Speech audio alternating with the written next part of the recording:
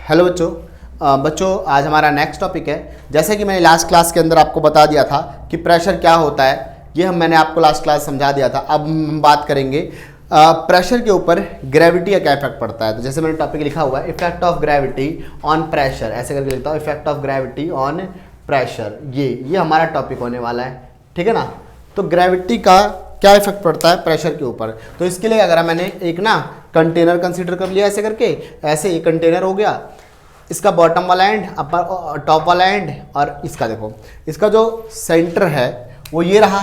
तो वेट इसका vertically downward लगेगा, तो इसका वेट लगेगा वर्टिकली डाउनवर्ड, और फोर्स क्या लगेगा ऊपर से F1 force on top. F1 force ऊपर से लग रहा होगा जो कि एक P1 प्रेशर जनरेट करेगा, P1 प्रेशर क्रिएट करेगा, समझ रहे हो ना। और एक F2 फोर्स लगेगा नीचे से, F2 force from bottom, force from bottom, bottom से फोर्स लग रहा होगा। तो नेट फोर्स क्या होता है बेटा, नेट देखो नीचे कितना फोर्स लग रहा है, ये नेट फोर्स नीचे जो लग रहा है ये लग रहा है F1 प्लस में mg, और जो ऊपर फोर्स लग रहा है क्या लग रहा है F2 लग रहा है। ऊपर फोर्स लग रहा है वो क्या लग रहा है F2 लग रहा है, ठीक है ना। तो ये नीचे फोर्स लग रहा है net downward force, net downward force, net downward force क्या हो गया, ये हो गया F1 प्लस में mg, और अपवर्ड फोर्स क्या हो गया अपवर्ड फोर्स, अपवर्ड फोर्स हो गया F2 हो गया। तो देखो बेटा क्योंकि सिस्टम इक्विलिब्रियम में है, कि सिस्टम किस में है इक्विलिब्रियम में है, तो सिस्टम अगर इक्विलिब्रियम पे होगा तो इसका मतलब क्या है रुका हुआ ना बेसिकली। तो सिस्टम इक्विलिब्रियम पे है, system is in equilibrium, is in equilibrium, in equilibrium. तो सिस्टम इक्विलिब्रियम पे होगा तो क्या हो जाएगा, ये हो जाएगा जो नीचे नेट फोर्स लग रहा है वो बराबर हो जाएगा ऊपर वाले फोर्स के, तभी तो सिस्टम इक्विलिब्रियम पे आएगा। बोलो हाँ या ना भाई, आ रहा समझ में। तो नीचे फोर्स लग रहा है, नीचे जो फोर्स लग रहा है नीचे F1 प्लस में mg, ये फोर्स नीचे लग रहा है, और ऊपर क्या फोर्स लग रहा है F2 फोर्स लग रहा है, ऐसे करके ऊपर लग रहा है। इसका मतलब ये फोर्स इसके बराबर होगा तभी सिस्टम इक्विलिब्रियम पे आएगा। बोलो हाँ या ना, आ रही बात समझ में। अब इसको अगर मैं यहाँ जंप करा के लाऊँ F2 माइनस में F1 is equal to mg हो जाएगा ऐसे करके ये। अब बेटा मेरे को इसका मास पता नहीं, इसका मास क्या है, तो मैं क्या करूँगा, तो मेरे पास एक दूसरा कॉन्सेप्ट है, मैं उससे मास निकालूंगा। कैसे मास निकालूंगा, क्योंकि डेंसिटी जो होता है वो होता है मास अपॉन वॉल्यूम, ये डेंसिटी होता है। तो मास क्या हो गया, ये हो गया डेंसिटी इनटू में वॉल्यूम, और वॉल्यूम क्या होता है लेंथ ब्रेथ हाइट, तो डेंसिटी इनटू में हाइट इनटू में ए, ये हो गया मास, ये हो गया मास, क्योंकि वॉल्यूम की वैल्यू ये होती है, ये हाइट क्या है और उसका कंटेनर का एरिया क्या है। आ रही बात समझ में, ठीक है। ये हो गया मास। अच्छा फिर क्या होता है प्रेशर, क्या होता है प्रेशर होता है फोर्स अपॉन एरिया, तो फोर्स क्या हो जाएगा प्रेशर इनटू में एरिया, ये हो जाएगा। तो अगर मेरे को F2 फोर्स निकालना है तो F2 फोर्स क्या हो जाएगा P2 इंटू में A, F2 फोर्स क्या होगा P2 इंटू में A, माइनस F1 फोर्स क्या होगा P1 इंटू में A, ये हो जाएगा। अच्छा उसका मास क्या है रो H A इंटू में G, ये उसका मास है, ग्रेविटी G लग रही है। A से A बाहर आ जाएगा, ये बचेगा P2 माइनस में P1 इंटू में A बचेगा, it will become equals to rho H A G, A से A कैंसिल हो गया, क्या बचा P2 माइनस में P1 is equals to rho G H, ये बचा। अब देखो बेटा रो G H, अब यहाँ से स्पेशल केस लेते हैं, यहाँ से if gravity is equal to zero, मैं मान लेता हूँ ग्रेविटी जीरो है। अगर ग्रेविटी जीरो होगी तो P2 minus P1 is equal to क्या आ जाएगा, ग्रेविटी जीरो तो पूरा जीरो हो जाएगा, जीरो। इसका मतलब मैं कह सकता हूँ P2 इज इक्वल टू क्या आ जाएगा P1। इसका मतलब जो प्रेशर ऊपर से लग रहा है और जो प्रेशर नीचे से लग रहा है वो क्या हो जाएगा तुम्हारा बराबर। कब, whenever there will be gravity absent. तो अगर ग्रेविटी अपसेंट होती है तो नेट प्रेशर जो होता है वो क्या लगता है इक्वल लगता है, कहीं पर कोई प्रेशर का डिफरेंस नहीं होता। इसका मतलब ग्रेविटी की वजह से ही प्रेशर का डिफरेंस मेंटेन हो पाता है। और प्रेशर क्या होता है, जैसा कि पिछली क्लास में प्रेशर समझाया था, रो जी एच पर डिपेंड करता है। किसी प्रेशर जो है रो जी, इसकी डेंसिटी क्या है, ग्रेविटी क्या है और हाइट कितनी है, तो उसके प्रेशर उसकी हाइट का प्रेशर निकल सकता है। ठीक है बेटा, नोट करें बेटा फटाफट, आगे चलते हैं। ओके बेटा, बेटा जैसे प्रेशर के बारे में हम बात कर रहे हैं तो अब हम देखते हैं एटमॉस्फेयर के ऊपर हमारे क्या प्रेशर है, हमारे एटमॉस्फेयर का क्या प्रेशर है, इसको देखते हैं और इसको हम कैलकुलेट करते हैं। ठीक है, तो एटमॉस्फेयर का मैंने टॉपिक लग रखा है the pressure exerted by atmosphere, normal है atmospheric pressure, pressure exerted by atmosphere. तो आपको बता दूं कि देखो भाई, जो हमारा एटमॉस्फेयर होता है वो हम पे एक प्रेशर लगाता है जिसकी वजह से हम on the surface of earth रह पाते, on the surface of earth रुक पाते हैं। हम पे ग्रेविटी तो लग रही है, वो भी ठीक है, लेकिन हम पे ना एटमॉस्फेयर का एक प्रेशर भी लग रहा है ऊपर से अर्थ की तरफ, जिसकी वजह से हम वहाँ पर रुके हुए हम वहाँ लाई कर पा रहे हैं। ठीक है, तो यही हमने पढ़ना है कि कितना लग रहा है और किस तरफ लग रहा है, हमें ये समझना है। ठीक है ना। तो इसके लिए टॉरिसल्स एक बड़े साइंटिस्ट थे, इन्होंने एक एक्सपेरिमेंट करा। उस एक्सपेरिमेंट से हमको ये समझाया कि जो प्रेशर होता है एटमॉस्फेयर का प्रेशर वो कितना होता है, उसकी वैल्यू को हमें बताया। तो भाई उसकी वैल्यू को इन्होंने बताया। टॉरिसल्स एक्सपेरिमेंट देखिए क्या करा इन्होंने, ये एक ना कंटेनर ले लिया, इस कंटेनर के अंदर ना मर्क्यूरी ले ली इन्होंने, क्या करा ऐसे करके मर्क्यूरी ले लिया, Hg मर्क्यूरी ले लिया, और ना ऐसे 100 सेंटीमीटर की ना 100 सेंटीमीटर की ऐसे करके एक ट्यूब, टेस्ट ट्यूब ले लिया ऐसे करके 100 सेंटीमीटर, बहुत बड़ी सी 100 सेंटीमीटर की टेस्ट ट्यूब ले लिया इन्होंने, और टेस्ट ट्यूब को पूरा मरकरी से भर दिया। इस टेस्ट ट्यूब के अंदर भी पूरा मरकरी भर दिया इन्होंने पूरे टेस्ट ट्यूब में।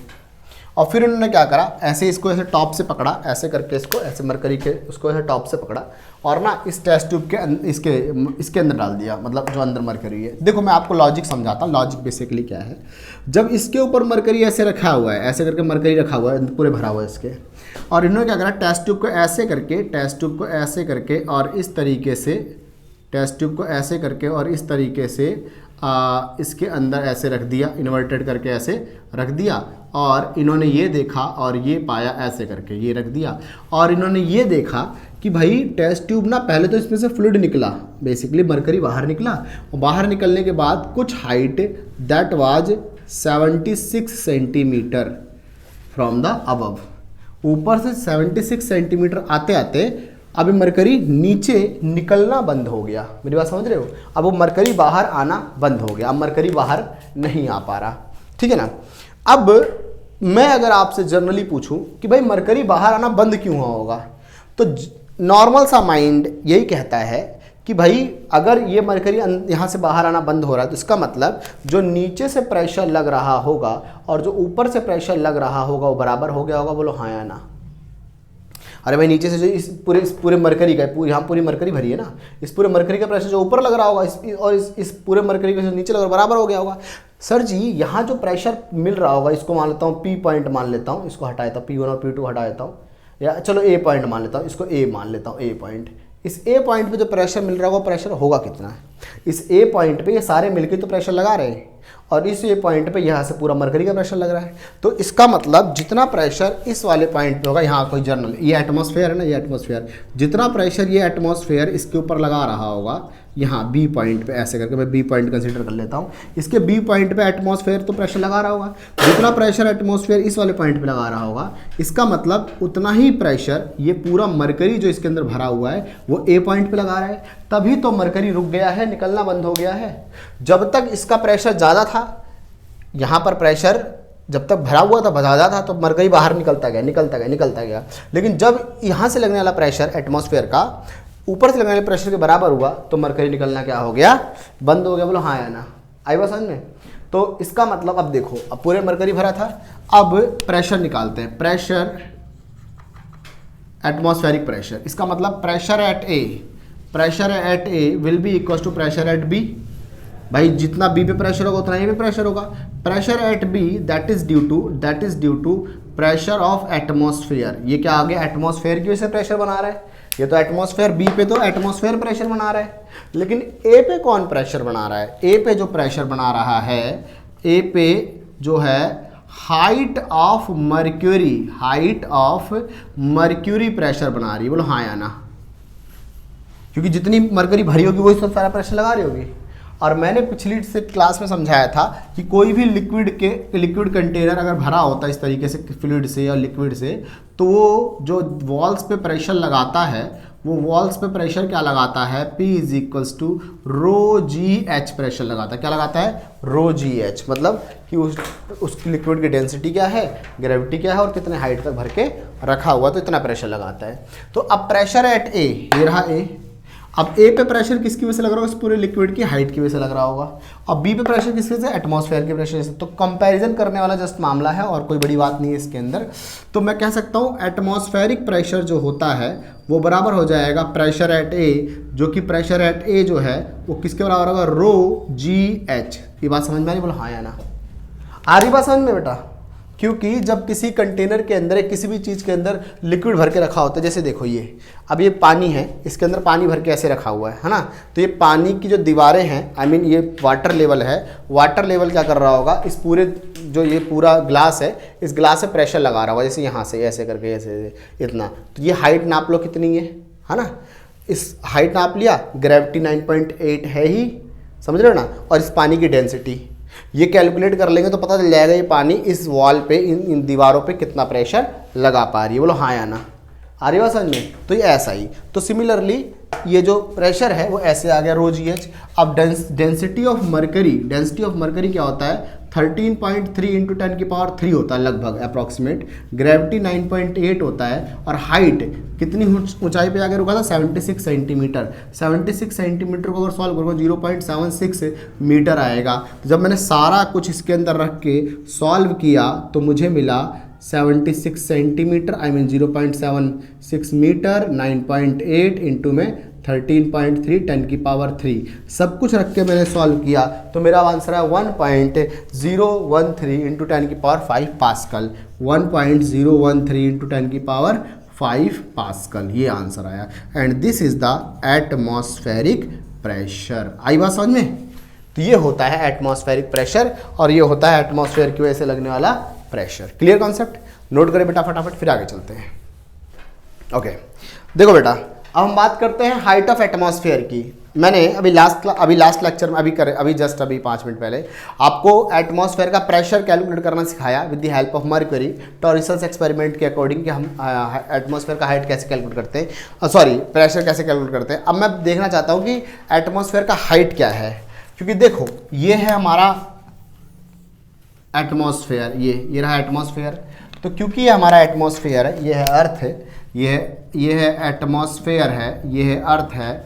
तो अब जैसे देखो ये जो एटमॉस्फेयर है वो भी तो कुछ हाइट तक होगा ना, उसकी भी तो कुछ हाइट होगी। तो जो एटमॉस्फेयर की हाइट है वो कितनी हाइट है? क्योंकि अब ये एटमॉस्फेयर जो है ये पूरा मिलके हमारे ऊपर, अगर हम मान लेते हैं ये हमारा अगस्त्य है, तो अगर ये पूरी जो एटमॉस्फेयर है ये हमारे ऊपर प्रेशर कितना लगा रहा है? ये 1.013 इंटू 10 की पावर 5 पास्कल का लगा रहा है ना। तो भाई सिंपल सी बात है, प्रेशर कौन लगाता है? रो जी एच।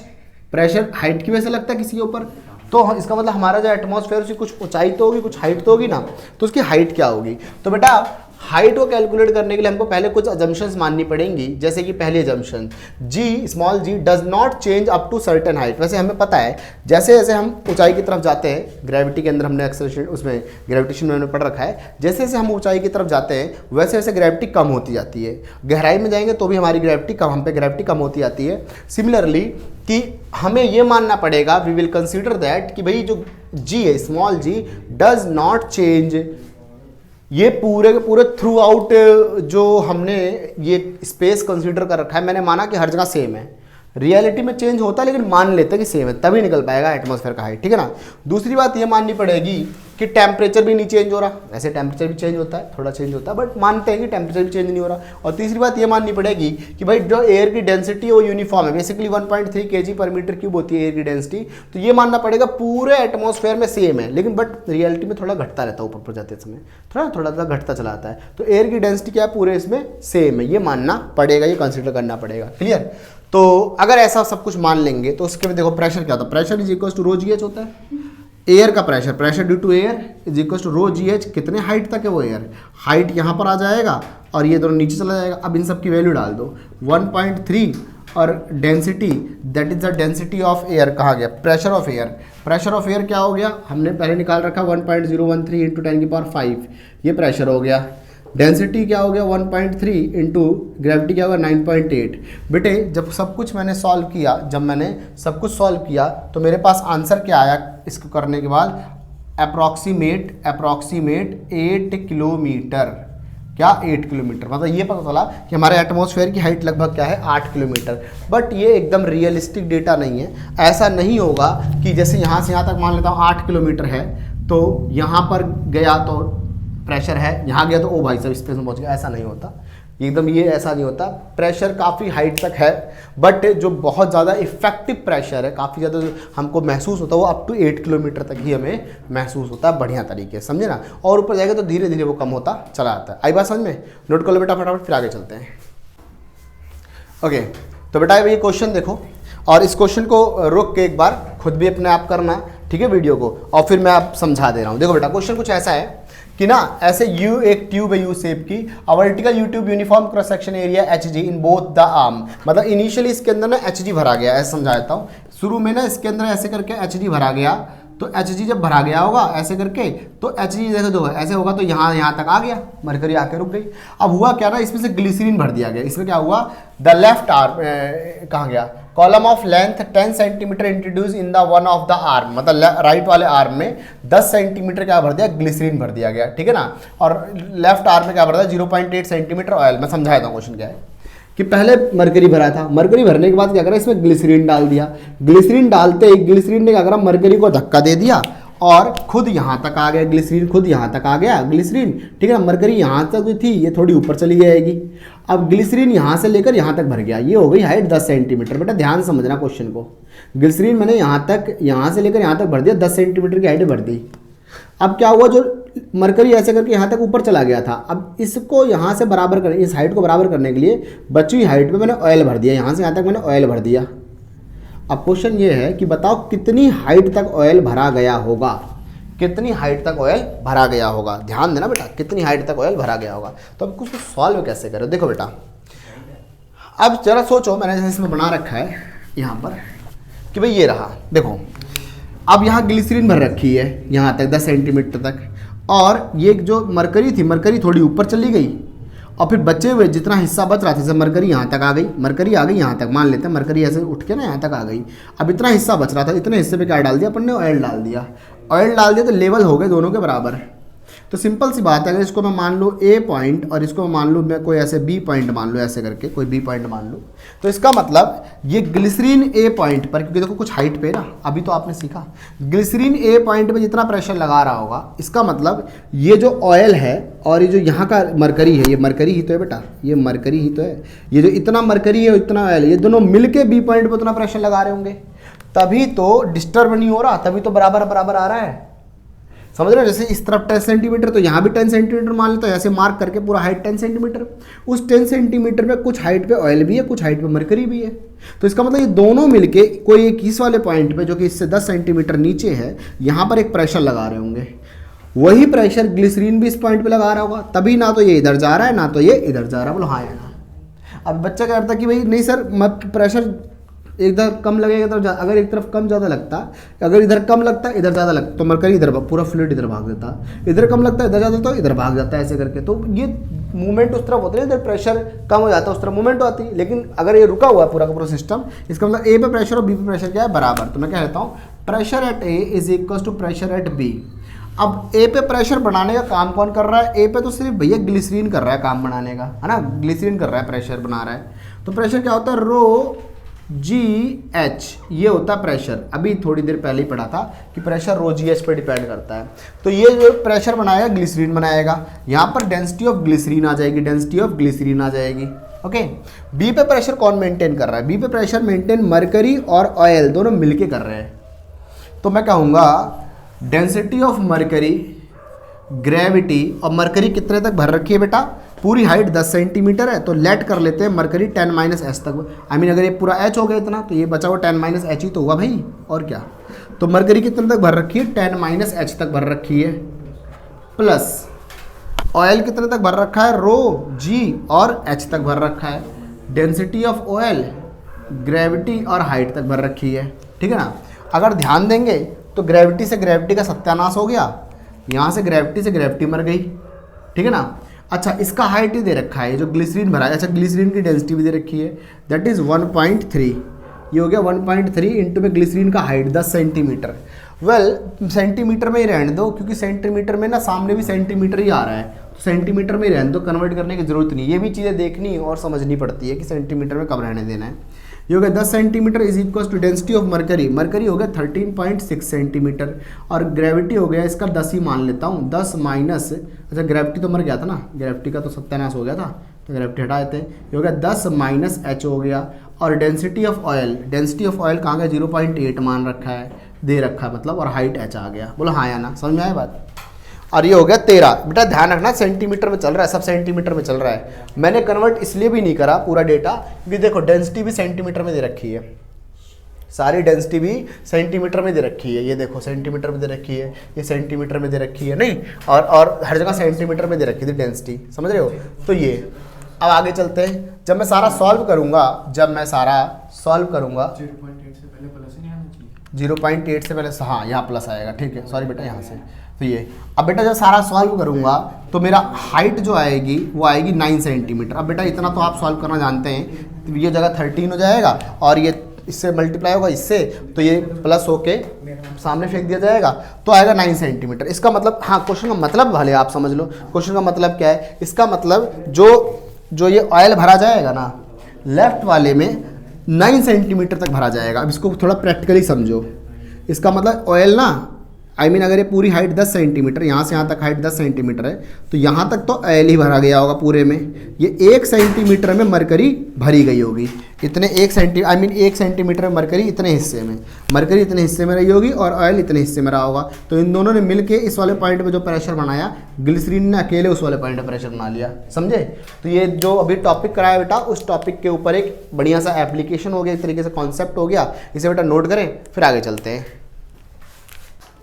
ओके बच्चों अब हम बात करते हैं विस्कोसिटी के बारे में। लेकिन बेटा वो जो भी लास्ट क्वेश्चन हुआ ना, बच्चों ने सॉल्व करके बताया, उसकी हाइट जो आ रही है 9.6 सेंटीमीटर आ रही है। तो एक बार आप सॉल्व कर लेना, सॉल्यूशन तो आपको आता ही, मतलब इतना तो सॉल्व करना आता है आपको, तो ये ध्यान रखना। अब आगे नेक्स्ट टॉपिक है विस्कोसिटी। विस्कोसिटी क्या होता है और विस्कोसिटी क्यों पढ़ा जा रहा है। देखो हमें अभी आगे वाले लेक्चर्स में, आगे क्लासेस के अंदर हम ना क्या पढ़ने वाले हैं, जो लिक्विड अब भागेगा, जब लिक्विड मोशन में होगा, हमको वो स्टडी करना है नेक्स्ट क्लासेस के अंदर, नेक्स्ट लेक्चर्स के अंदर। तो अब उसको समझने के लिए कुछ और बातें हम समझेंगे, जैसे कि क्या, कि लिक्विड अगर भागता है तो क्या होता है। तो मैं सबसे पहले बताऊं, जैसे अगर हम लोग भागते हैं तो हमारे ऊपर जो फ्लोर है या जो फर्श है या जो रोड है, हमको अपोज करने के लिए एक फ्रिक्शन लगाता है। तो ये क्या करता है, फ्रिक्शन लगाता है, हमारे ऊपर कंटिन्यूसली वो लगता रहता है। लेकिन जब लिक्विड भागता है, जब कोई फ्लूइड भागता है, जब फ्लूइड इस तरीके से भाग रहा हो, तो क्या होता है, ऊपर वाली लेयर अगर भाग रही है तो नीचे वाली लेयर उसको ना पीछे की ओर खींच रही होती है। आपने देखा होगा नदी वगैरह में जब कोई पानी फ्लो करता है, नदी बड़ी बड़ी नदियों में पानी फ्लो करता है, तो खैर बहुत ज़्यादा जिगजैग मोशन ना हो, नॉर्मल मोशन है, मतलब कि ऐसे जा रहा है पानी, तो ऊपर वाली लेयर तुमको जाते दिखाई पड़ेगी। अगर थोड़ा धीरे देखें नीचे, तो नीचे वाली लेयर हल्की सी रुकी रहती है। तो ऊपर वाली लेयर मूव करती है लेकिन नीचे वाली लेयर रुकी रहती है। ऐसा क्यों? क्योंकि नीचे वाली लेयर जो है ना, वो ऊपर वाली लेयर को रोकती है, उसके नीचे वाली लेयर उसको रोकती है, उसके नीचे वाली लेयर उसको रोकती है। तो ये हमेशा क्या करते हैं, बॉटम वाली लेयर टॉप वाली लेयर पे एक फ्रिक्शनल फोर्स लगाते हैं, उसको कहा जाता है विस्कोसिटी। तो मैंने स्टेटमेंट में ऐसे लिख रखा है आपके लिए, it is the property of fluid by virtue of which an internal force of friction come into play, जिसकी वजह से इंटरनल फोर्स ऑफ फ्रिक्शन आ जाएगा। When a fluid in motion, जब मोशन में होगा fluid, and oppose the relative motion between layer, जिसके अंदर लेयर्स के बीच के रिलेटिव मोशन को अपोजिशन मिलेगी। ये इधर जा रहा है बट ये जो फोर्स इधर लगा रहा होगा, ये वाला इसके ऊपर इधर लगा रहा होगा, ये वाला इसके ऊपर इधर लगा रहा होगा, समझे। तो देखो बेटा, नीचे वाला जो है वो लगभग फिक्स सरफेस हो जाती है और ऊपर वाली सरफेस जो उसकी वेलोसिटी सबसे ज़्यादा होती है। सबसे ज़्यादा विस्कोसिटी देखो कहाँ होती है, आप टूथपेस्ट को देखा होगा, हनी को देखा होगा, अगर शहद को रखो हथेली पे या किसी भी चीज़ पर रखो, शहद फैलता नहीं जल्दी, क्योंकि जो शहद के ऊपर वाली लेयर भागती है तो नीचे वाली लेयर उसको भागने नहीं देती। लेकिन लिक्विड वाटर की लेयर बड़ी तेज़ से भागती है ऊपर वाली लेयर, तो वाटर में हम कहते हैं विस्कोसिटी कम है, शहद में थोड़ी ज़्यादा, टूथपेस्ट में तो बहुत ज़्यादा विस्कोसिटी होती है। थोड़ा टूथपेस्ट अगर ब्रश पे रखा तो वो आगे जाएगा नहीं, वहीं रुक जाएगा, समझे ना। तो दिस इज द विस्कोसिटी। बेटा अगली क्लास के अंदर हम पढ़ेंगे velocity gradient and coefficient of viscosity वगैरह के बारे में स्टडी करेंगे डिटेल से, ठीक है। बट बेटा आप सभी रिवीजन करके आना, अब तक जो भी टॉपिक कराया उसको रिवाइज करके आना, उसके बाद ही नेक्स्ट टॉपिक समझने में आसानी होगी। और नेक्स्ट टॉपिक अब हार्ड होने वाले, तो थोड़ा ध्यान से आप भी बेटा पढ़ते रहें। बाय बच्चों।